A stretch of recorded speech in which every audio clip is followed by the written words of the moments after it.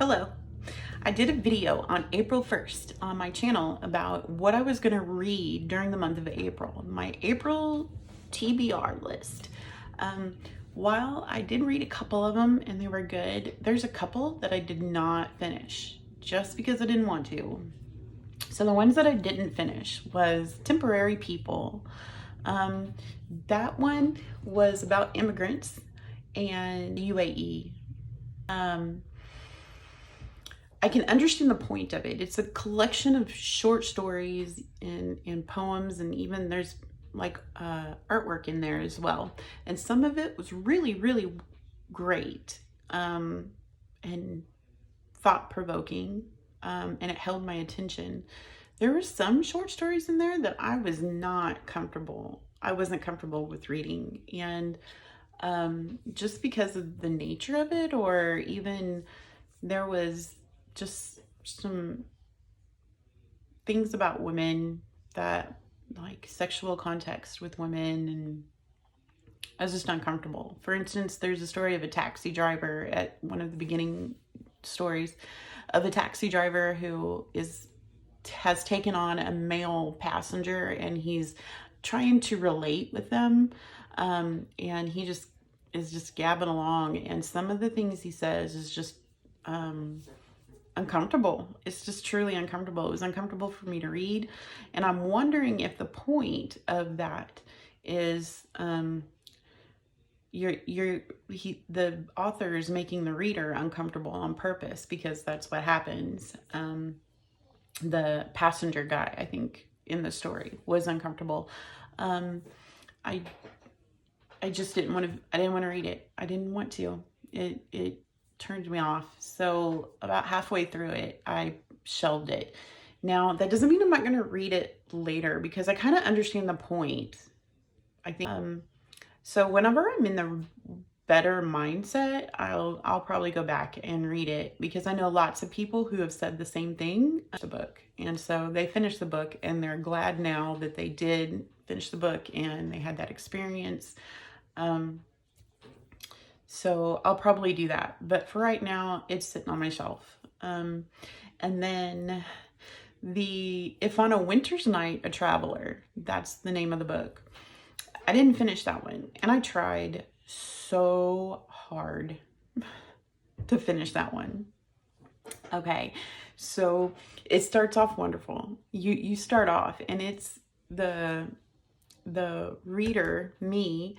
I felt like somebody was watching me, because it described, the first chapter just describes me. And this main character goes to a bookshop and he has bought the newest book, and he goes home and he's excited to read it. He tells his family to hush and turn off the TV, or turn down the TV, because you've got a book to read, or he had a book to read. And so it was really gripping. And then he starts reading the book, which, I, as the reader, start reading the book with them. And it's such a good book. It's such a great story. And then it stops. It just stops in the middle of it. And the story is that the publisher made a mistake in printing these books. So it stopped at that story and it went on to a different story. And so the main guy is saying, okay, well, let's go back to the bookstore, get my money back, and let's figure out where the real story is. So, or the story that we first started, we want to hear the end of that story.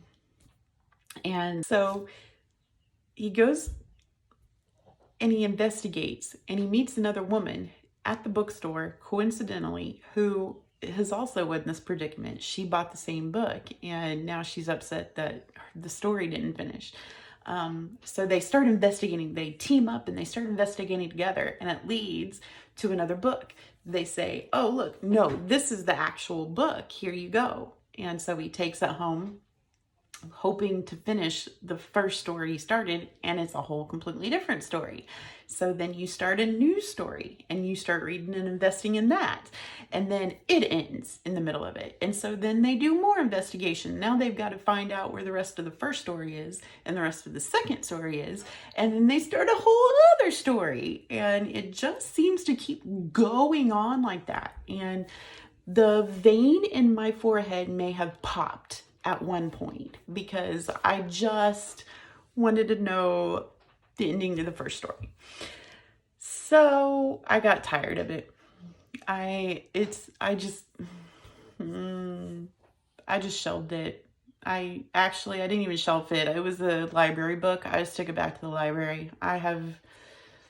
If you're not, I'm going to need you to finish the story. I need you to finish.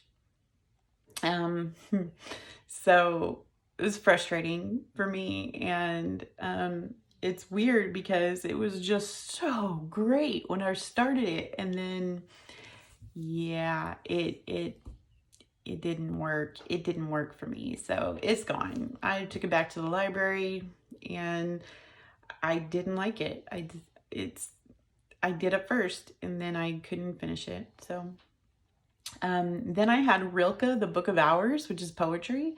And I'm not a poetry reading person, but this one was very pretty. And I have another video where I read one of my favorite poems out of it, and it was beautiful. I had a lot of moments that were just awe. I had a lot of awe moments, or a couple of inspirational moments, a couple of light bulb epiphany moments from that. So it was really good, like 5 out of 5 stars. And I don't even get into poetry very much, so definitely recommend that one. Are you a poetry person? If you are, tell me some books to read, because I was surprised at how much I liked that book.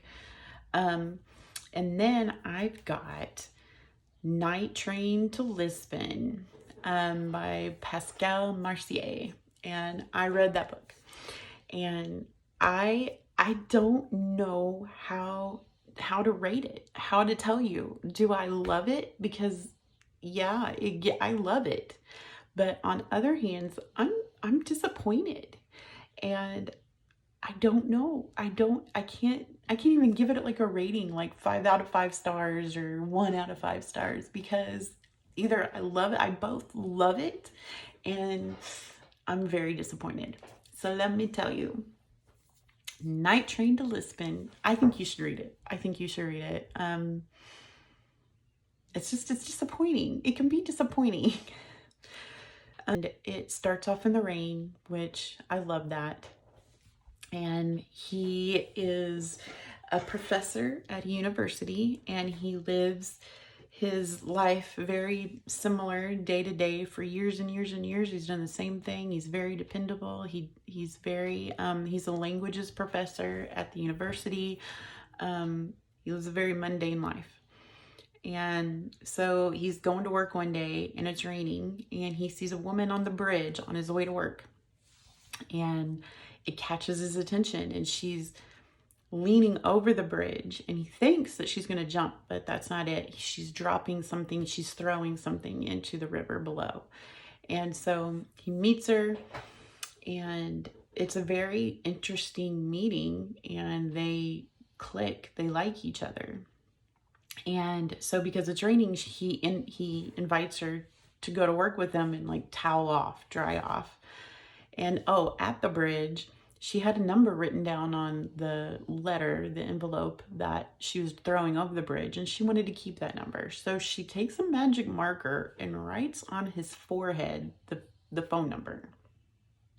I don't understand why she did that on his forehead, but there it is. And so he goes to the university and he gets some towels and washes the number off his forehead. And so she goes into the classroom with him whenever he goes in to teach, and she sits there for a while, and then she's Portuguese. He learns that she's Portuguese, and she listens to him teach, and then she leaves.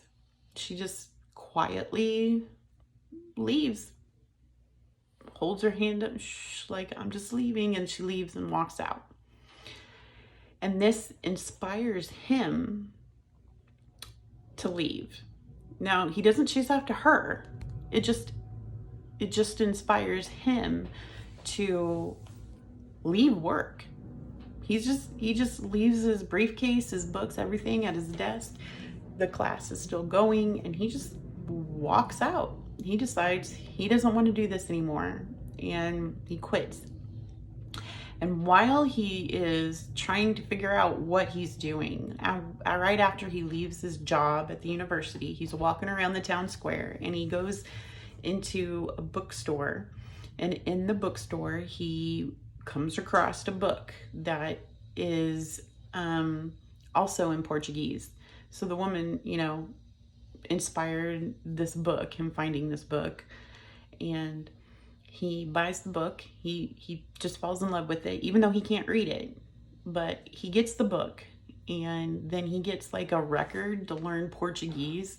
And he goes home, turns off all the lights, and ignores the phone ringing, and starts to learn Portuguese, and starts trying to read this book.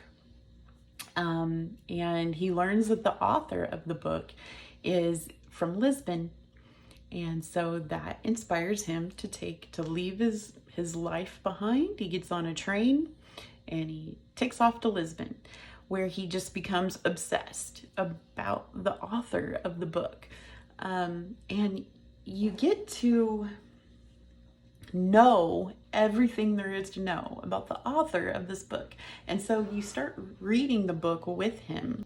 Like, I was invested in the main character, the professor. I wanted him, and this is what kept me going, is I wanted him to find that woman that he met on the bridge. It's so frustrating. I'm so frustrated because he never does. He never does. He never even looks for that woman. He takes all of his time to look for the author of that book he found. And I mean, he goes to old teachers of this author. He goes to the old school that this author used to go to. He looks up past loves. He looks up ex-friends, his family, the sisters, the parents, just to experience what this author had lived. And it was an interesting life this author had. But the whole point of quitting your job and going on a night train to Lisbon is that you're living, you're leaving the mundane behind, and you're doing what you want to do. And what he wanted to do was live somebody else's life or learn about somebody else's life. That just really frustrates me. And like I said, through the whole book, I'm just wanting him to look up that woman. Okay, just live your own life. And it ends, he never looks up the woman, and it just is frustrating. But the author has some really beautiful passages. There's some really beautiful words in there. It's really pretty. So the book's full of quotes and sayings, and just that it was kind of like the poetry book. Like, it was like, oh yeah. And a lot of instances I really connected with the author. Start living your life, get on that night train to Lisbon. And it was disappointing when he started becoming obsessed with somebody else's life. So I think you should read it. I would recommend it to you. Even though it is kind of disappointing, it was worth every minute of reading. It was a good book. But he never finds the woman. Spoiler, I guess. I'm just warning you. So that's my wrap up. I'll come out with another video about May, about what I'm going to read in May. I forgot to tell you, Throne of Glass by Sarah J. Maas. I read that too. And that's like my guilty pleasure. She's like one of Stephen King and Sarah J. Maas. Those are kind of my guilty reads. I'm a bit of a book snob, so reading those books.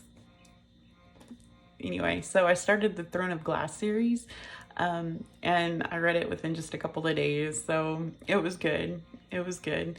The A Court of Thorns and Roses series, I read within just a matter of a week, just the whole series, because that's my guilty pleasure.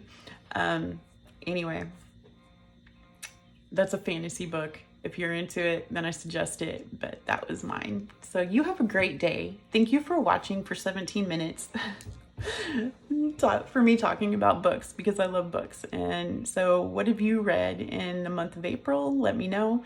What do you think I should read next month or even the month after? What's your favorite books? Comment, tell me. Love you. Have a great day. Bye.